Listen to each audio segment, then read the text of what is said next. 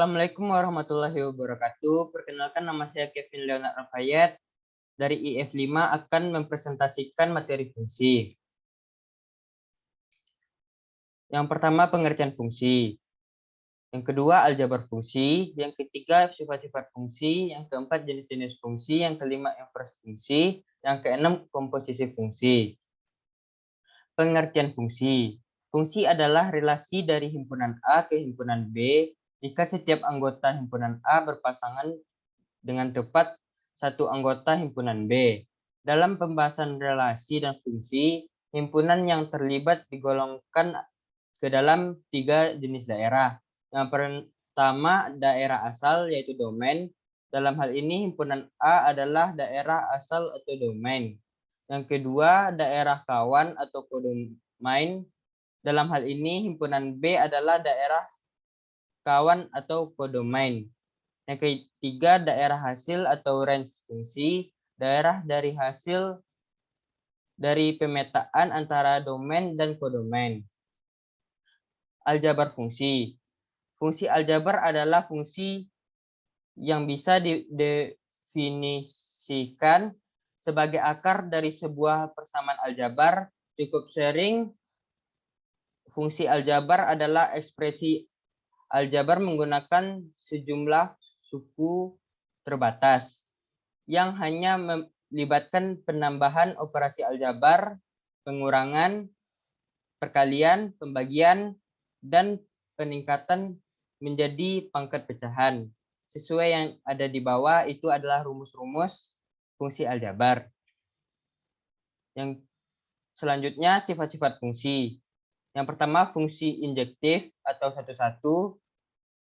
Jika fungsi f A ke B, setiap B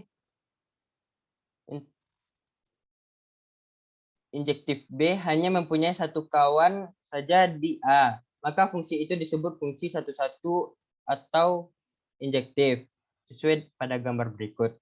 Yang kedua, fungsi surjektif. Pada fungsi f A ke B, fungsi B surjektif B mempunyai kawan A, maka f disebut fungsi surjektif atau onto. Yang ketiga, fungsi bijektif, yaitu korespondensi satu-satu. Suatu fungsi yang bersifat injektif sekaligus surjektif disebut fungsi bijektif adalah korespondensi satu-satu. Jenis-jenis fungsi. Fungsi konstan atau fungsi tetap ditentukan dengan rumus f(x) disebut fungsi konstan apabila untuk setiap anggota domain fungsi selalu berlaku f(x) sama dengan c, di mana c bilangan konstan. Yang kedua, fungsi linear, yaitu suatu fungsi f(x) disebut fungsi linear apabila fungsi itu ditentukan oleh f(x) sama dengan ax tambah b, di mana a tidak sama dengan 0, a dan b bilangan konstan, dan grafiknya berupa garis lurus. Yang ketiga, fungsi kuadrat. Suatu fungsi f(x) disebut fungsi kuadrat apabila fungsi itu ditentukan oleh f(x) sama dengan ax kuadrat tambah bx tambah c, di mana a tidak sama dengan 0 dan a, b, dan c bilangan konstan dan grafiknya berupa parabola. Yang ketiga, fungsi identitas. Suatu fungsi f(x) disebut fungsi identitas apabila suatu anggota domain fungsi berlaku f(x) sama dengan x atau setiap anggota domain fungsi dipetakan pada dirinya sendiri. Grafik fungsi identitas berupa garis lurus yang melalui titik asal dan semua titik absis maupun ordinat sama. Fungsi identitas ditentukan oleh f(x) sama dengan x. Selanjutnya, fungsi tangga atau bertingkat. Suatu fungsi f(x) disebut fungsi tangga apabila grafik fungsi f(x) berbentuk interval yang sejajar. Selanjutnya, fungsi modulus. Suatu fungsi f(x) disebut fungsi modulus atau mutlak apabila fungsi ini menentukan setiap bilangan real pada domain fungsi ke unsur harga mutlak. Selanjutnya fungsi ganjil dan fungsi genap. Suatu fungsi f(x) disebut fungsi ganjil apabila berlaku f min x sama dengan min f x, dan fungsi genap apabila berlaku f min x sama dengan fx.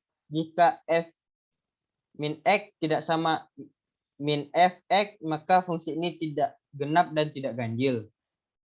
Inverse fungsi. Suatu fungsi f memiliki fungsi interval kebalikan, yaitu f pangkat min 1.